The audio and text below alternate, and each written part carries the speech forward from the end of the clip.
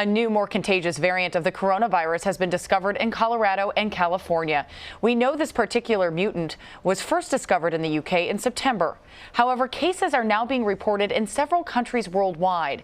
This comes as infections and hospitalizations surge across the United States, even as vaccine rollouts get underway. So for more on all of this, let's bring in Dr. Stanley Perlman. He's a professor of immunology and microbiology at the University of Iowa, where he's also a pediatric infectious disease physician. Quite a mouthful, but we appreciate having you with us, Dr. Perlman. You've, of course, studied coronaviruses for decades. What can you tell us about this new variant? Why is it more contagious? You know, I've heard from people it's because there's more virus potentially inside someone, but it's not making it more deadly. Yeah, so all we know is, what we really know is that this virus seems to be taking over populations of the virus infections. So where before we might have had other viruses infecting people primarily, in places where this virus is found, it seems to be, as it were, winning the fight to infect people. But we also have no evidence, as you mentioned, that it causes a worse disease than any other form of the COVID-19 virus. And we don't even really understand how it's spreading so quickly. You mentioned that it seemed to be at higher levels in people who are infected, but I'm not sure we have really solid data for that. Interesting. And we don't know how well it spreads to other people as well. I suppose there's just many theories at this point as to what is happening. Dr. Perlman, what's the best way to protect ourselves from this new strain? If it's more contagious, you know, I'm wondering, do the cloth masks I've been wearing around work? Is hand washing, hand sanitizer, is this enough to fight it, or do we need more protection?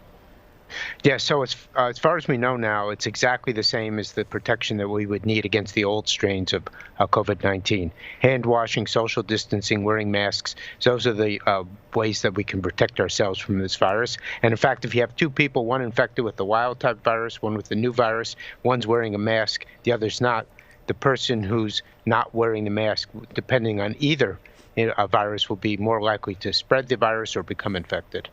Interesting. Will the vaccine still work against this new coronavirus strain? I'm hearing a lot of people ask this question. Absolutely. So far, we have no evidence that the changes we see in the virus will affect vaccine efficiency. So that's still something that's being worked at, whether there's a slight difference in response. But so far, nothing that should be worrisome to anyone. You know, we were talking earlier where this variant popped up in the United Kingdom, and what we were learning from our reporter Charlie D'Agata there is that this seems to be spreading much more quickly among children. Do we know how this does impact children? Yeah, so I don't think we do. I've heard that too, that it infects children more than the old strains do. But I think that the information on that is still also just being gathered. So I'm not sure we know how much of an impact it has. I haven't heard any evidence that it's causing a worse disease, but maybe it's infecting more children. I think we still really don't know. Just like much of this pandemic, so many questions. You know, when it comes to the vaccines, many people looking at this as light at the end of the tunnel. Can you explain, because I don't know that people necessarily understand fully how the vaccine works. You don't just get it and you're immediately, you know, immune from getting coronavirus. In some cases, you're going to need 2 doses. And also, if you're in a household, I have a friend who's a nurse. She's receiving her vaccines right now, but her family isn't. Can you piece together and describe to people, you know, who's protected, who's not, once these vaccines start rolling out? Yeah, so what we think is happening for sure is that a person who's vaccinated is going to be protected from severe disease and, in fact, from any clinical disease. But what's not known yet is whether these people can still become what we'd call mildly infected or subclinically infected and spread the virus to other people in the same household. So we don't know if the vaccine protects against that. And if the person who's vaccinated should be protected, but we're not sure how long that will last, whether it'll be a year, 5 years, 6 months. This is still something that we don't have information for. So I've been watching Florida very closely. I have some family and friends who live there. I lived there for a long time. We're seeing Florida roll out its first come, first serve vaccine distribution for seniors in several Florida counties, specifically areas that have a high number of seniors living in them. Some of these elderly people are waiting in long lines, even camping out in the cold to receive their vaccine. I have to believe that there's a safer or better way about going about getting a vaccine.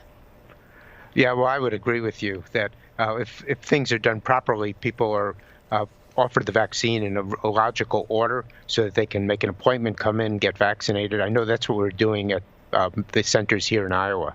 So there are better ways to do it. Certainly having senior citizens signing up and camping out is, in a way, a good thing that they're interested in getting the vaccine, because there's so much worry about vaccine hesitancy in this country.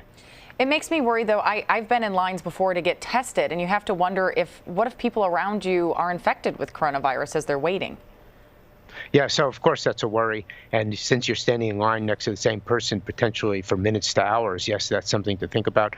I think the one possibly ameliorating factor is that people who are outside are less likely to become infected because of the virus is less able to spread from person to person. We know that it does much better inside in areas with poor ventilation. So outside gives you a little bit of protection, but your point is still well taken.